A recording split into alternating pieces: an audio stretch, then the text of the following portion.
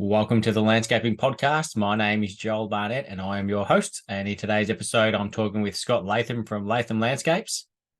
Scott runs a construction company down here in Geelong and only been going for a couple of years, but it was good to talk to him because he previously worked in Melbourne for some high quality landscapers and he worked for quite a few different ones. So it was interesting to talk to him about the benefits of working for different companies before starting on his own. He was also the person who instigated the Geelong Landscaping Group catch up. So spoke to him about the reasons behind that and also the benefits of it. And he's also got an excavator and a track loader or dumper. So I talked to him about the benefits of using that compared to the more manual ways of excavation and loading. So plenty of good talking points in this episode. So hopefully you enjoy this chat with Scott Latham. Scott, thank you very much for joining us on the Landscaping Podcast. My first question for you is, how did you start in the industry? Hey, Joel, thanks for having me, mate. Like most landscapers, not most landscapers, I wasn't very good at school.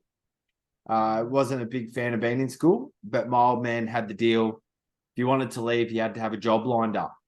So we had a family friend that had a gardening business, like commercial lawn mowing and all that. He offered me an apprenticeship. I was 16, so took that. And we were mowing like golf courses, commercial real estate, big factory blocks. Like you'd be sitting on a 72-inch wide deck mower for 8 hours straight with your headphones in. About 9 months into that, we finally got a landscape job, like a construction one. And it was nothing special. At the time, I thought this is the most hectic thing in the world. Did that. And then just from there, I was like, nah, I'm doing the wrong thing. I don't want to mow lawns anymore. I don't want to trim another hedge.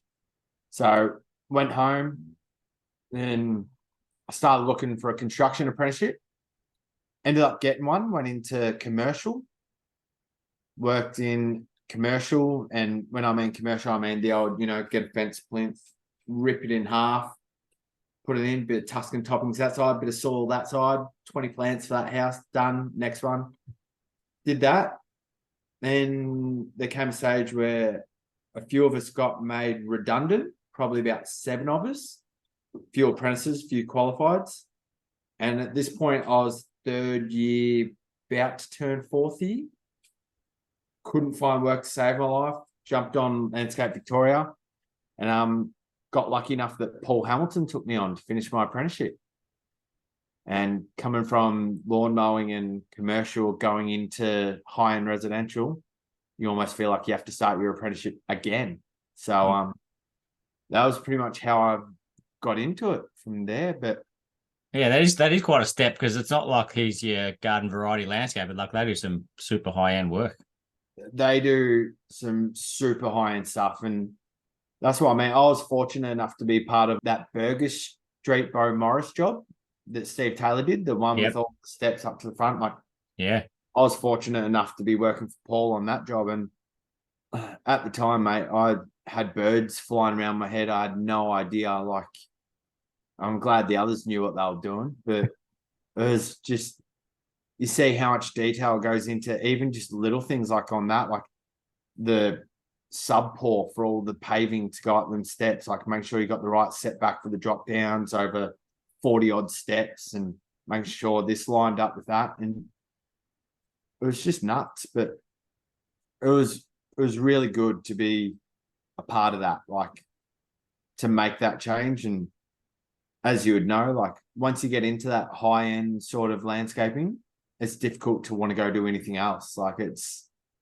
quite addictive and it's quite fun. So it was with Paul till I finished my apprenticeship. Then once I got qualified, Paul decided not to keep me on. At the time, I, curse his name, but now that I look back, I completely understand why. I was nowhere near it. Then from there, I ended up at a company called Vic Land Group with Shane Gardner. And I reckon that's where I really found my colours. I was with him for a good, I think just under 5 years. And that's where I really sort of started finding myself and what way I wanted to go, sort of going into that more leadership quality and running the sites for him, doing a lot of good designs. And then had no intention on leaving for him, got poached by another company, went and worked for them for a while because they just threw out an offer you shouldn't say no to on wages. And then from there, went to one more company when COVID hit. And then after a couple of months there, I just realized it was time to do my own thing. And here we are now. So what sort of work did Vic Land Group do? So at the time I was working for Shane, he was doing Steve Taylor's plume design. Yeah. Doing a few of them. And we were working with like DDB developments a bit, which was good. And yeah, they do that really high end. But Shane had a good style of teaching. Like there was me and another foreman around the same age. And he didn't much, he sort of threw you in the deep end, maybe not with a life jacket, but he would be like guiding you through it, but you sort of had to figure it out. And due to that, it helped you move forward and really work and end up where you wanted to be. And once he did that, that was sort of good. But he, like, some of the jobs we did for him, like there was one we did down in, I think it's called Coronella, down towards Phillip Island. And that one, like, that's probably one that stood out to me. That was one of the first ones I think I ran sort of on my own. And that turned out awesome, which was good. And that feeling you get when you stand back and you look at it and all that, which was really nice feeling. Yeah, I reckon getting chucked in the deep end, like I remember happening to me, and I hated it at the time, but it is the best way to learn things because you start to do things by yourself. You're not relying on someone else to tell you everything to do. And then when you're looking after people, like when you've got people working under you, you're also thinking of how you can think steps ahead to keep them busy. So as annoying as it can be, it's very helpful for you. Oh, definitely right. Like, look, it's better than being babied the whole way through than, doing this, doing that. But it's one way now, like I teach my apprentice Jack, like throw him in the deep end. And look, at the end of the day, what's the worst thing that's going to happen? A mistake. What? You accidentally break a paver, you got to replace this, or as long as no one's injured, it's definitely the best way to go teaching people and going forward. But not to give him all the credits in the world, but like, I don't think I would have turned out to the landscaper I am now without that sort of method. So, and it's a bit of a relief to make it there. So that helps. So what point in time did you start to think that you want to work for yourself? Was it during any of those first few companies? When I was working for Shane, I sort of got the itch a little bit to go out my own, but then being, your young 20s where all you want to worry about is make sure you got enough beer money at the end of the week and you can pay your rent. You're like, oh, do I really want the stress of running my own business? And then there was a few thoughts, but then obviously I got approached by another company and they threw out that good offer. So it was like, all right, see you later. I'm not going out my own now when I can earn this much money and go home and switch off at the end of the day. I wrapped up with them when COVID hit and I went to this last company. And there was just moments like where I'd be running a job and organizing as much as I can. Obviously, the boss still wanted to finalize a few details.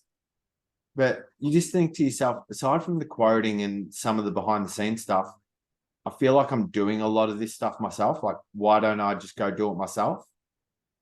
And then I was fortunate enough that I have, like, through all my years of experience in the industry and being in it so long, I had a good sort of base that I could go out on my own and subcontract. Like I could reach out to like Matthew Butterworth, hey mate, do you have any work? And he would give me a few days. And then I would reach out to the boys at Vogue Grange, say, hey, can you give me a few days? And they'd give me a few days subcontracting. So I was really fortunate that I had that going. Then you'd get one of your own jobs and you'd realize you make a bit more money doing your own jobs than subcontracting. And yeah, you end up out on your own. But we went full time as of 1st of July, 2021.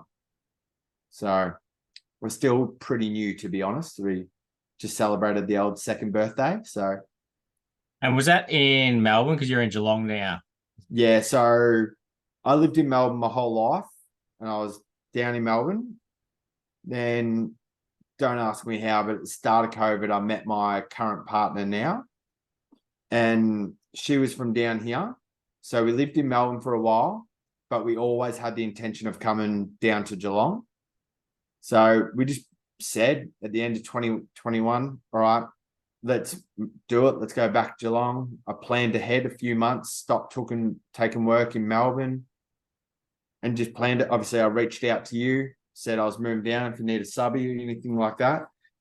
We made the move down, and dare I say it, it's the best thing I've done. You couldn't pay me enough money to go back to Melbourne now. Hate that place. Yeah, it's a real nice vibe down here. So, which is really good. It's nice and relaxing, and it's not as competitive. So I don't reckon my business would have ended up where it's heading if I stayed in Melbourne. So, which really fortunate. Yeah, it's funny. Melbourne, I find a funny place because it's not just one place. There's certain pockets because not everyone works all around Melbourne. You sort of work in your southeastern suburbs or northwest or wherever. So whereas Geelong mostly work around the place. Exactly right. And then as well, even up in Melbourne now, some of the quality of the boys up there are just insane. Like down here, I might quote against two other blokes. Up there, for all you know, you may be quoting against five blokes for a job. And it's just, yeah, it's also trying to service everything. And then, like, at least down here, oh, we're a metre short of rock. All right, Danley's 10 minutes down the road. Melbourne, you got to go through 45 minutes of traffic to get a kilometre down the road to Fulton's. Like, nah, no thanks. Yeah, that's what I've always struggled with Melbourne because everything's so far away. So you really need to be organised, which I'm not. It's either that or you got to pay $30 in tolls to, go get something that was so simple right there. But I suppose at the end of the day, yeah, like you said, you had to be pretty organised to run it up there. But it's nice down in Melbourne. And due to COVID, though, Geelong's obviously, as you would have noticed as well, Geelong's just escalated. Like the amount of work down here now and all that, it's just blowing up. All those Melbourne people that have bought homes down here, holiday homes along the Ballerine or down on the Surf Coast. It's really going nuts down here now. So it's good. Yeah, like the amount of high end projects as well down here is gone berserk as well. There was always the occasional one, but now there's multiple companies working on them. So there's I don't know how it happens or if there's a certain percentage increase that's happened, in Melbourne as well, where there's more people have got more money now. But yeah, there's an insane amount of good quality work down here. There's a good quality of work. I think it's a mix of COVID, then interest rates, like sort of you service that market where they're going to spend the money, whether it's at 3% or 8% or whatever, which is fortunate. But like I'm pretty early days starting to tap into that high end market.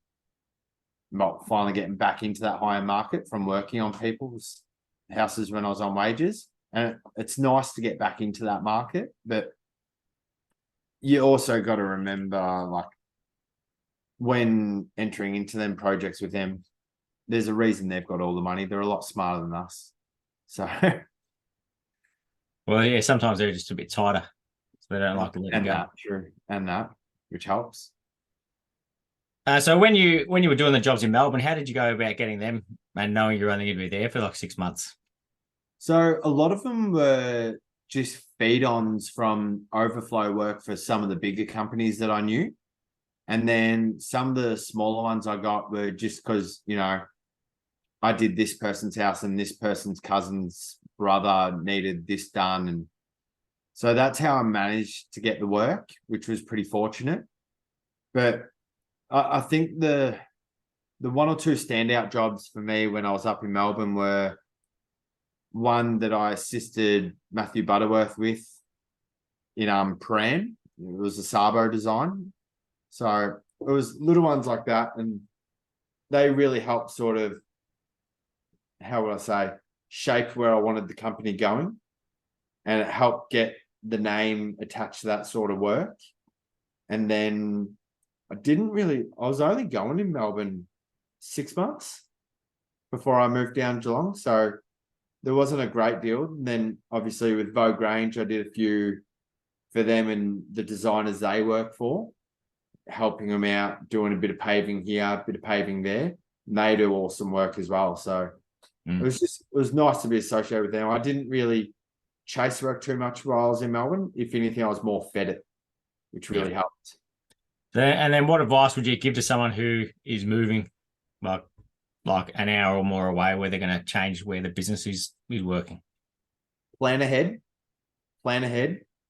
and don't be afraid to put your pride to the side and reach out. Like literally go on Google, type in landscape companies in that area, reach out to them. Same way I did to you. I think my first 5 big jobs I did down in Geelong were ones you fed me. So just reach out and introduce yourself. Go like that.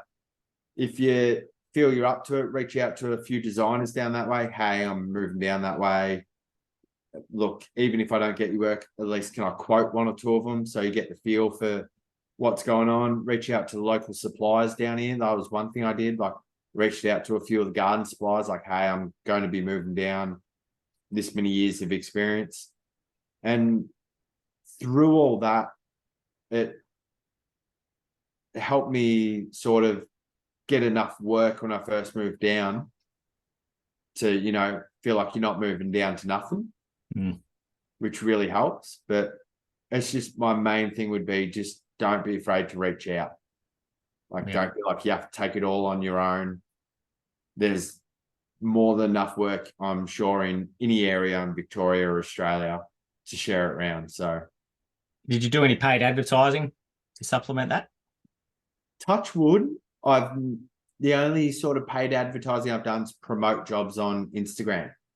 And like just your obvious Latham Landscapes on the side of a ute or core flute sign. But fortunately enough, I haven't had to pay for anything beyond the means, which has been really good. And look, I think you could, but in this day and age with social media and everything the way it is, if you can set your social media up right and present yourself through that nicely, that helps a lot. Google helps, but I feel social media is more where it's at these days. And do you take care of yours yourself? I do. My partner helps me a fair bit, how to edit the photos a little bit or how to make this look good or what time of day to post it and all that. Because if I was fully in charge of that, I'd be posting it, 9 o'clock in the morning so I can set and forget about it. But I take care of my own social media and it's just slowly taking shape. Like once you figure out how you want it to look and set it up, that's the hardest part. Like at the start, when you're first doing your little paving jobs, you might do a little paving repair. You put that up there and then you start getting your better jobs. You put that up. Then you get your first job where you do your professional photography and you realize iPhones just don't cut it. Yeah. Oh, they do some good photos, I reckon. It's it can depend on the lighting as well. And there's all sorts of different settings within the phone that most people don't even use. Oh, look, I'm not smart enough to figure that stuff out. Neither am I. I just know that they're there. That's why I just call Eric every time a project's done. Eric, I need you here, please. Eric. He always seems to capture them right, which helps. So, with all the companies that you're working for, did you ever sort of see the business or quoting side of things where you learned anything, or were you just working on site? One thing Shane used to do sometimes is Shane would hand you the quote, the engineering, the permits, all the documentation you needed. He would take the prices off the quote and everything, but it gave you enough to learn how to structure, how to set out your quotes and everything like that. And then as I started to get the itch a bit more to go out on my own, I'd start asking a bit more questions, like talking to my employer at the time, going like, hey, like, if you don't mind me asking, I get it, it's a business and you're charging me more than what I'm worth, but sort of what are you charging me out at? So you can get a feel for the cost and everything like that. And then all these podcasts, you and the front garden, all that stuff helps a lot too. Like once you figure out what your overheads are, what you need to start charging. And then you just learn over quoting as well. If you're quoting 5 jobs and you're getting all 5 of them, straight away you're like, all right, obviously I'm too fairly priced or I'm too cheap. Then you go, all right, I'm going to risk going up to this much an hour now. All right, I'm scoring 3 out of 5. I've got to be on the average here. Then you go, all right, I might try and go up a bit more. All right, I got none out of those 5. Obviously, I've gone too high.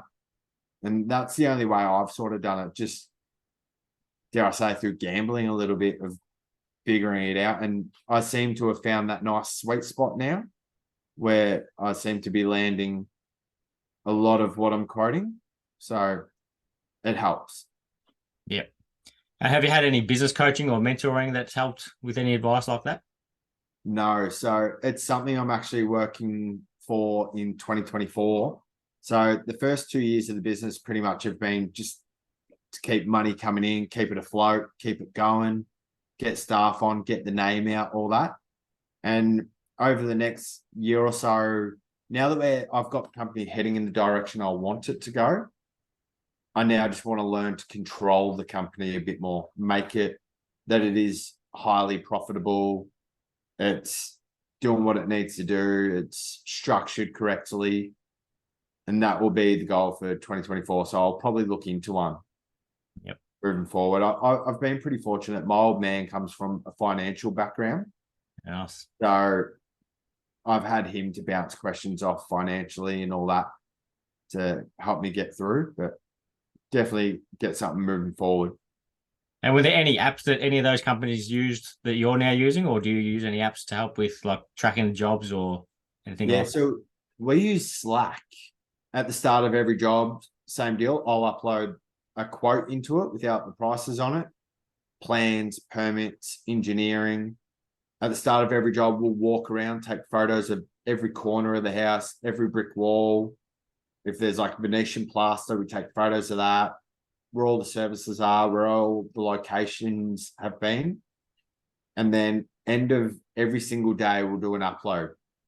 Photos of every corner of site, what we got done that day, what we may need to order over the next couple of days.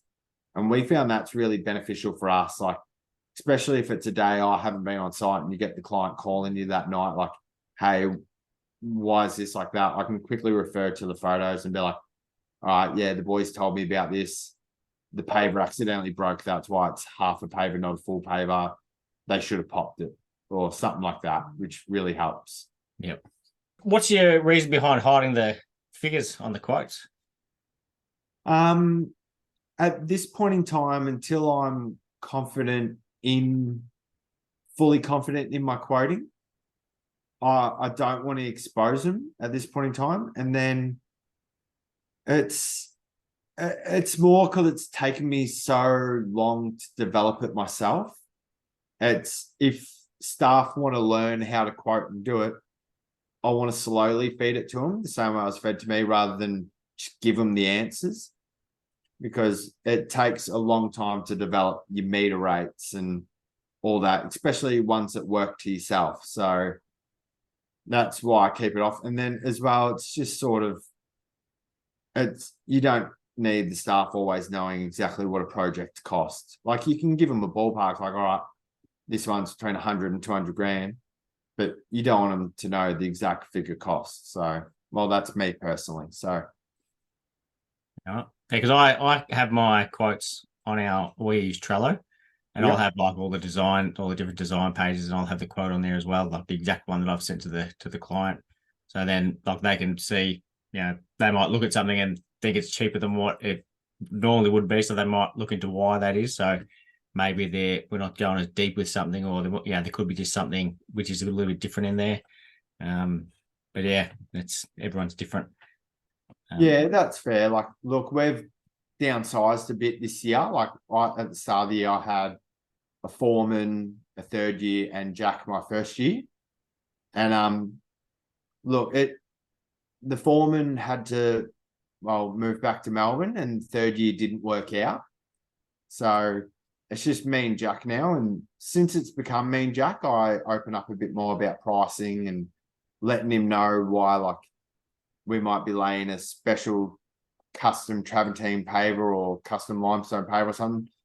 And I'll be like, all right, this one piece was, $400 or something like that. So you can understand why I get a bit nervous laying it and why the mud's got to be pristine. Yeah, I just, at the start, I also didn't like exposing my prices because it's just sort of the staff I had at the start of the year and the crew I had, I just, not to speak badly about them at all because they were great workers while they were with me. I didn't feel they all shared the same passion for being in it as much. So, but now there's just Jack and I, and we get subcontractors in. Jack has that passion and he wants to know a bit more, so I open up about it. But yeah, until I'm fully comfortable with everything, then I'll start releasing a bit more information to them. Yep.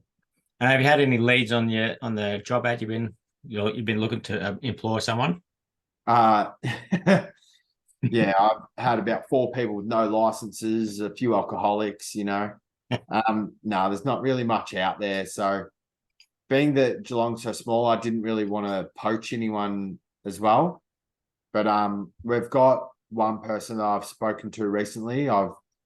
He's got his own business down here, and I've given him an offer to potentially shut it down, come across. But with Jack and I at the moment, it just works. Every day it's like I'm going to work with one of my best mates. We chat all day, we get work done. And we've got a really good tight-knit of subbies. So like Luke Wilson, who does our bricklaying, Andrew that does our irrigation from Innovative Irrigation, John Zambelli that helps us with our burnished concrete and stuff. And one thing I really try and do is I had Luke on site the other day doing a block wall, and I might need to do something out the back, which I can do on my own. I'll just turn around to Luke and say, take Jack for the day. He's your labourer. All I ask in return is that you just teach him how to lay blocks, teach him how you're setting it up, teach him how you're doing it. And just because of that, it works so much better. So that's one thing that really helps going forward. Yeah, that's good for your employees as well, because then it's not a landscaper teaching them how to lay bricks and blocks. It's a brick and block layer. Well, exactly right. And then, if we ever get that job where it's a small little garden box, it's got to be blocked up. They're the times you might turn around and go, all right, Jack, do you feel confident to do this on your own? And he'll be like, yeah, you know what? Yeah, I am. So obviously overlooking it, but you can get him to lay the block wall, which would really help. But it's just, once you've got a good thing sort of going and a good flow, it's hard to want to break it and bring more staff in. So I'm very particular with moving forward. I got a bit of a list on my hiring, like who I take on, and if you don't fit in my little tight bracket of guidelines I've got, I sort of don't want you. So yeah, that's good. It's good if you can be in a position where you want to put someone on, but you don't have to. So then you can wait for the right person to come along. I'm sort of at the point I have to put someone on, only because Jack's being an apprentice. You're not allowed to leave him on site by himself. So balancing the office, balancing quoting, balancing site visits, and being on the tools, it's becoming quite hard. So if I could get one more member, I think I'd stick with a crew of 3 for a bit until that's balanced out and we've got that flow again. And then I'd maybe bring on another apprentice. But I've never wanted to throw excessive staff on to get through jobs. So I think I'd rather stay bespoke, boutique, and have a wait list ahead of me than feel like I have to put on staff to get through work. Yep. So, and you do have what's kind of like an employee, because you've got an excavator and a tracked dumper as well. Yeah, so Bessie and Wendy, we call them. So Bessie and Wendy. Yeah, so we call all our equipment a female name off the brand. So it's a Wackeneusen track dumper, so it's named Wendy. Bobcat excavator, so we name it Bessie. Our Isuzu truck's named Izzy. And like our carpentry trailer made by Geelong Trailers called Gabby, and it's funny how fluent it becomes now. Like, hey, Jack, can you meet me at the factory in the morning? Grab Izzy, load up Bessie, and put Wendy on the back of Izzy. And you'll be speaking in public, and people just look at you like, what? But Jack and I know exactly what we're doing. Like, we just got everything rebranded, like all the machines, all the trucks, everything with the new logo and everything. And as a laugh, I told the guy that does all our stickers, can you please put name tags on the side of our stuff? So now when you see our excavator drive down the road, you'll see this giant Bessie sticker on the side of it, and people just like, why would you have that? But it makes sense. So, And what's the, because I had a question when I was doing the Q&As about the pros and cons of a tracked wheel loader or dumper. So the reason we got it was obviously when I let go of some staff at the start of the year, it became Jack and I, we had to learn to work smarter, not harder. And like, you get 10 cube of rock delivered on site. Don't get me wrong, you might get that 10 cube in that day and be absolutely wrecked at the end of the day, but you still wrecked the next day after that. So, and it was finding out a way that we could still maintain that moving volume of having multiple staff without the fatigue. So we just found the track dumper and a 1.7 ton excavator paired up was the best combination, especially like, because it's the high-rise track dumper. We can load straight into our truck, so there's no need for two blokes to go out now and do the old and lift it up into the truck. If I wanted to, I can move 40 cube of soil in a day by myself while Jack's doing the steel edging, or I can have Jack on the machine loading Wendy doing 40 cube by himself, and he'll walk in the next day and he's fully like good to go again, and he's not fatigued, which really helped. And I've sort of always had a rule, if rather than renting and buying, if I can see myself using it on the next 3 jobs, I'll look at buying it rather than renting it. So we had a couple of jobs coming up where I was going to have to rent a track dumper on every single one of them and use it multiple times. So you talk to the accountant, okay, and my dad at the time, like, hey, how's the business? Like, how are we structured? Should I invest in this? And dare I say it, the track dumper is one of the best investments I've ever done for this business. What width is it? So 710 mil wide. It can hold 3 mud buckets of soil, like full to the brim. So it holds about 0.2, 0.3 at a time. And like, even our St. Leonard's job that we had, I sent you a photo having a bit of a laugh. You saw me getting it loaded up with concrete. We had to fill these 1,200 deep retaining post holes, and we're on a job site like this. So rather than getting a pump, we were just filling Wendy up with concrete, driving it up the hill, tipping it right next to the hole, and just having bloke there shoveling it into the hole. And that was it. Like, we had 3 cube in, I think, in 30 minutes. All because we could just move it efficiently, which really helps out. So. And are you buying them outright, those machines, or are you leasing them? Yeah, so I try and I don't like going into finance too much, and you got to have aspects of the business that you do have to finance stuff. No one's going to buy, a 70 or 90 grand truck outright when you're a business, but I try and, if something were to happen to me tomorrow, I don't want my debts to outweigh what the company owns, so no one's left in the dark. So machinery I own outright. All my trailers I own outright. The only things the company doesn't own is my car and my truck. So that's sort of the way we've structured it, and it seems to be working well with us. Helps keep down the overheads of the business as well. Like, they cost a bit to purchase, but it's just, obviously, once you buy an excavator, it's one of them things as well. You don't realize how much you use it till you own it. Like, you hire one because you know you got to dig something, but I'll now know I've got 10 cube of soil coming to site, so I'll just tow it out to site that day and we'll just use it to load wheelbarrows. And then it'll go back on the trailer at the end of the day. So it's really good. Did you have much experience on one when you're an employee? Yeah, so the first company I started my apprenticeship with, that commercial one, that was just machinery left, right, and center. We would use machines as much as we possibly could. We had 2 Toyota Husky Bobcats, a 3-ton excavator, and we just used them for everything we possibly could. And then when I went to Shane, he had 2 1.7-ton excavators. So we'd use them all the time. So I got used to always being around machinery and using equipment.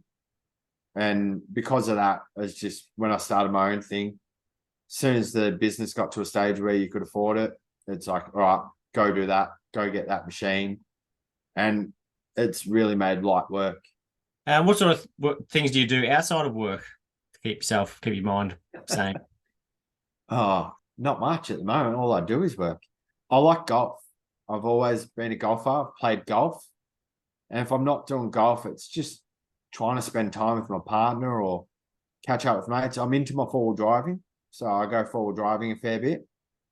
So try and get away camping. But at this early stage, while I don't have kids and while I can, to be honest, I'm just working like the clappers, trying to go as hard as I can. So then eventually the day I do take a step back and try and relax a bit more, hopefully I've got a self-sufficient business set up that can keep running if I don't have to be there every single day. Yeah. Yeah, the first 5 years or so of your business is when you got to work the hardest, and then you can that sort of sets you up to be in a successful spot for the next 5 years. Exactly right. So like I always set business goals.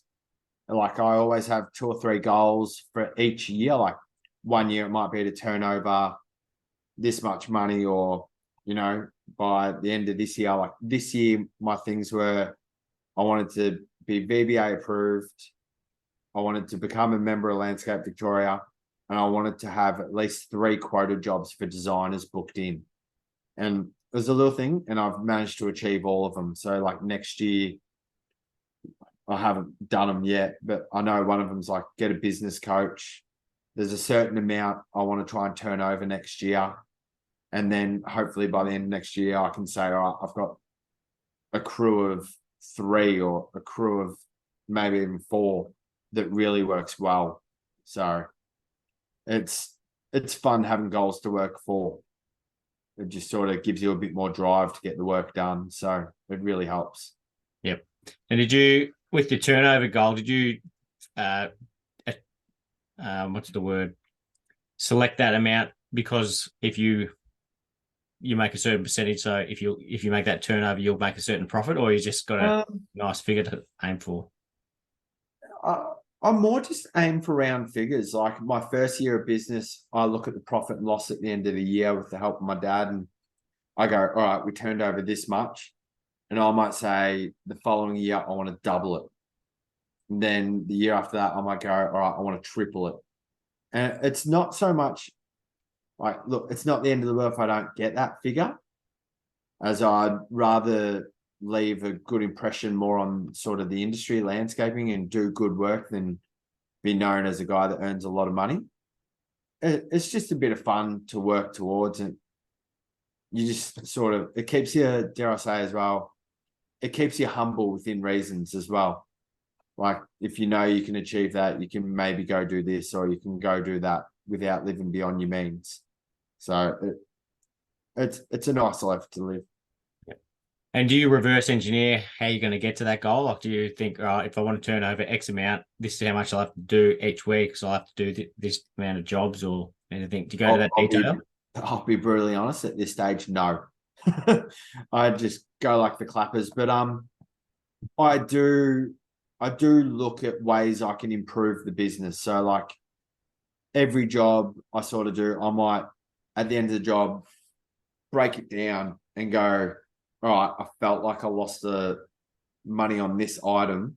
How can I improve myself next time? And like, for example, that retaining wall, we made money because I had Wendy and we could just get the concrete up there efficiently. We got the holes drilled in a shorter amount of time because we own the machinery and aspects like that. But then, like, the concrete pour, for example, like we were talking about before we came on, it's like I had it set up that it's either going to be multiple pours or just one big pour and we go for it. And it's just weighing up things like that. Like I said at the start earlier as well, it's just a bit of a gamble as well until you set there. But I know what my business needs to turn over a week to be flush. I know what I need to turn over a week to make my margins. Then anything beyond that's just potluck. So which helps. And I mentioned it a little while ago, but you were the catalyst behind a Geelong landscaping group who caught up for a meal at a local pub. So where did the idea of that come from? From your podcast, actually. Yeah. One of your podcasts, who was it? They said they used to meet up for a drink again. It might have been, yeah, Hoppo from Hopkins Constructions. But it was just sort of like you and I had a discussion about it briefly when I moved here. There is who knows how many landscapers down in Geelong along the Surf Coast, Bellarine Coast. And it was just getting a handful of us together that actually really enjoy what we do and, have a good yarn, have a few stories. And like I said, out of that night from Simon from the Planted Space, telling me about how he goes about engaging his clients and all that, learning things like that, and then being able to put that into my own business to cut out the wasted time on clients that I know are going to waste my time. And it was just good to get together, and plus an excuse for a beer. So yeah, or a lemon squash also, or a lemon squash in your case. What was it? Palmers, Mexican Palmers, and schnitzels with gravy. So, but no, it's just one thing I've found about Geelong is everyone sort of has their own sort of field they're happy being in. Like you've got blokes that are just happy doing Armstrong Creek, Mount Dunedin, new developments and stuff like that. And then you got blokes like yourself and myself that want to try and do that higher end. And then obviously Kurt, he's got all the Vic Road stuff and does all the work around Geelong, and everyone's happy to stay in their own field. And then down here, there's no competition. We all feed each other work. We all bounce off each other. Like I've had a DM going on Instagram with Dave from Coastal Elements. I think we've been talking for about a week and a half now, just because we never line our DMs up on time. That I'm replying at 5 a.m. when I wake up. He's replying 7 p.m. at night when I'm struggling to keep my eyes open. But it's one nice thing about being down here. We all just get along, share the work. We can communicate. Like it turned out Dave and I are quoting against each other on the same project at the moment. It's just like, all right, well, wish you the best of luck, and same deal the other way. And it was just nice to get together and have a yarn, hear a few of the stories, and just know that you're not the only one going through, potential mistakes you've made, or suppliers not supplying you this and you think it's them saying no to you because they're giving it to someone else, but that person's not getting it either. Or it really helps. Yep. And you can learn stuff as well, like you have. And then exactly right. Like you walk away from that night, and not only have you made a few new friends, you've learnt a few things. Like I said, I'm only in new business 2 years. Like you've been doing this a lot longer than I have. Kurt's been doing it even longer than I have. And it's just getting that wealth of knowledge off them and trying to put it into your own business and move forward. Mm-hmm. Last question for you, Scott, is who do you think would be a good guest to have on the podcast? Yeah, good question. I'd probably say John Zambelli, because he does a lot of the burnished concrete down here. And I see him doing a bit up in Melbourne now, and he's really doing some good work with that burnished concrete, and he's really starting to go hard with it. Or the only other one was Adam from AT Stone Masonry. So he's slowly rebuilding series, one rock at a time. So he's always a good yarn to have. All right. Awesome. Thank you very much for that. And thank you very much for coming on and sharing stories, because I knew you work with some quality landscapers in the lead up. So it's good to see, a pathway where you can take to get there. So thanks for coming on and sharing that. No worries. Thanks, Joel. Thanks for having me, mate.